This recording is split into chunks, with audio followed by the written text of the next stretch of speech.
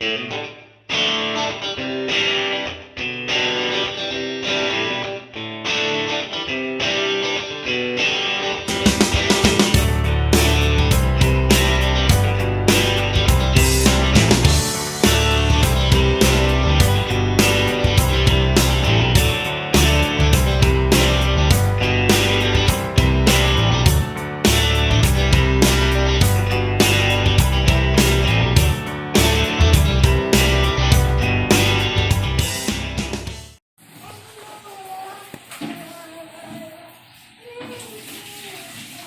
no hair salons open, so you gotta do what you gotta do, right? Yeah.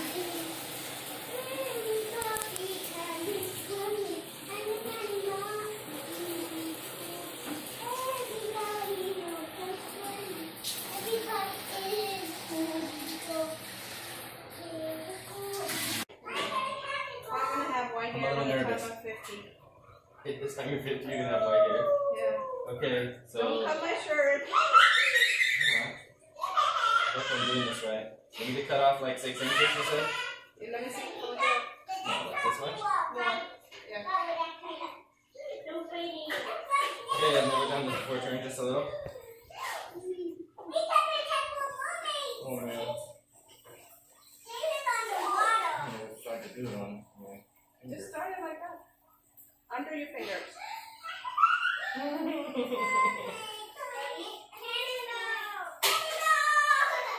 Okay, don't move. Oh, I thought you were done. Done?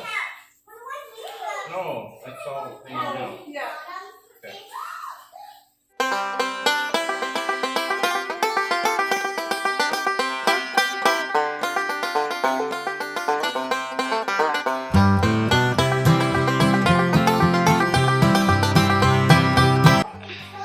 Looks great, babe. What are you saying that for? I'm saying you look great. No, are you saying that because you're making a really bad job or something?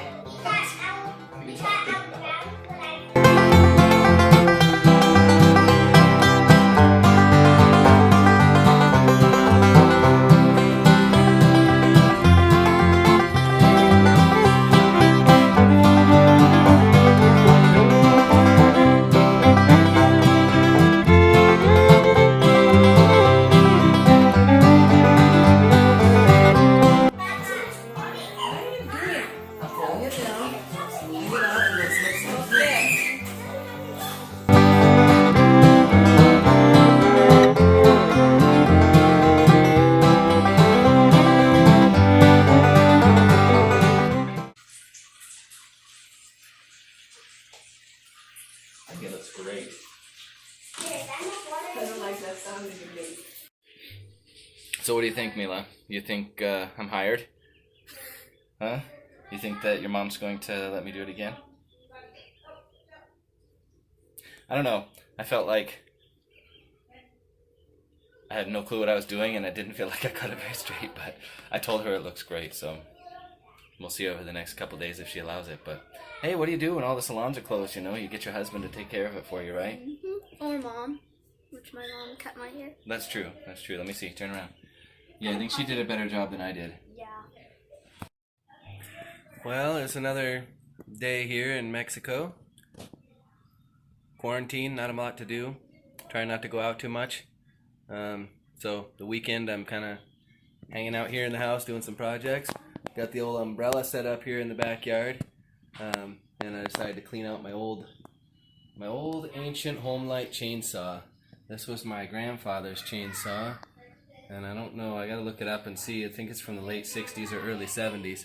I had it running about 5 years ago, but I just haven't used it. I just usually use my Husky, but that gets a little bit big and heavy sometimes, and figured it was time to get the old thing going again. So cleaning out some pieces and parts and scraping it up.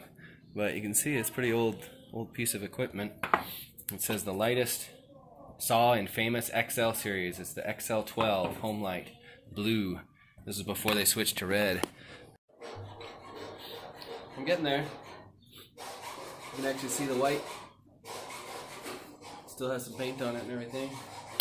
But everything's so just crusty and grody. I'm trying to get it all cleaned out. Got This side pretty much cleaned up. It's looking pretty spiffy. You know, one of the things that I've run into and kind of railed against a lot down here in Mexico in ministry is people's religious apathy. That you know, they specifically speaking to a lot of the hardcore old Roman Catholics, or whatever you want to call them, the people that have been raised with that ideology of, I do a few rituals, or I say a certain prayer, or I light a candle every once in a while, or as long as I say, oh, I love the Virgin Mary, then, you know, I'm good. I'm going to heaven. I'm set. But no matter what, I'm fine. You know, I've done this. I'm good. And I've found that to be quite frustrating, because they're happy to talk to you. Oh yeah, religion, that's great. You know, oh yeah, Jesus is good. And when you get down to the nitty gritty, they don't really have anything to do with it. They don't know anything about Jesus. They don't, they don't have any kind of a relationship, and they don't even understand the concept. It's all about a ritual. And so they're apathetic about it, like, okay, I'm good. But recently, I've revisited some of the weaknesses of my own that I have, and realized that sometimes I have a tendency, and many Christians have a tendency towards apathy. Even people in ministry, people that are missionaries or pastors or teachers or Bible study leaders or whatever.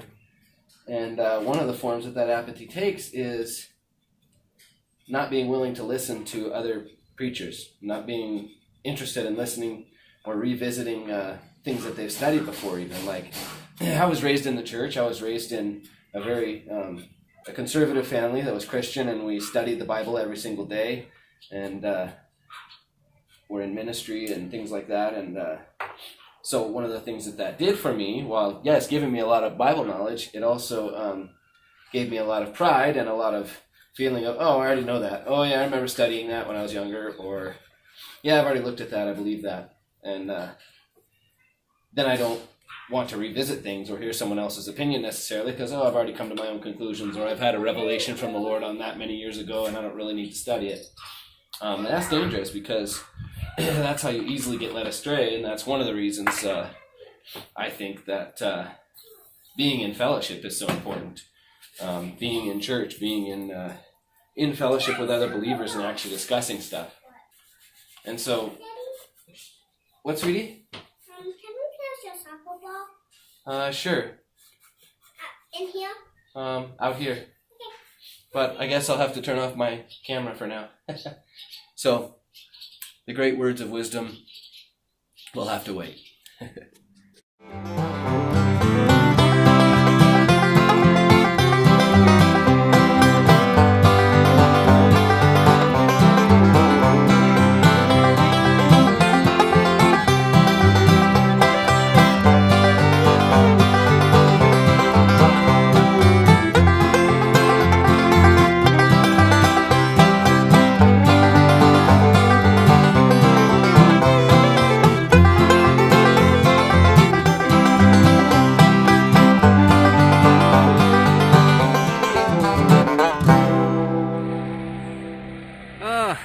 Getting tired, my arms and legs going up and down this ladder, and then lifting these buckets to fill up this thing. Got all the tubes filled in the corners for all that, these things. Now they're mixing me up some concrete for doing the top here. Alright, well, that's what one bucket full looks like. Not a whole lot. So it's probably going to take about 20 buckets full. There, he's bringing me another bucket. Phew!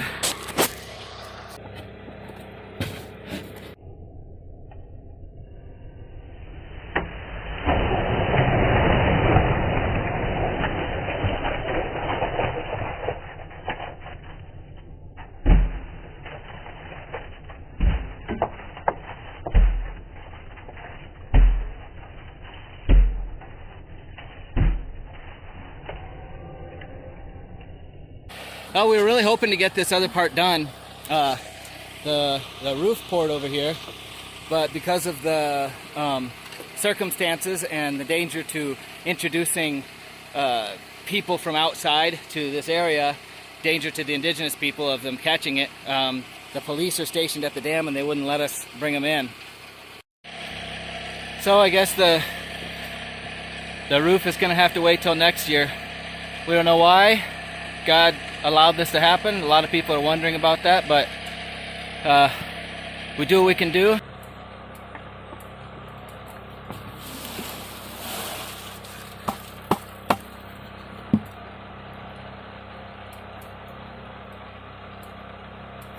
One bucket at a time. Obviously. I don't know why I say things like that sometimes. I don't know, maybe somebody can do it 3 buckets at a time, or 4, 2, I don't know. For me, it's 1 bucket at a time.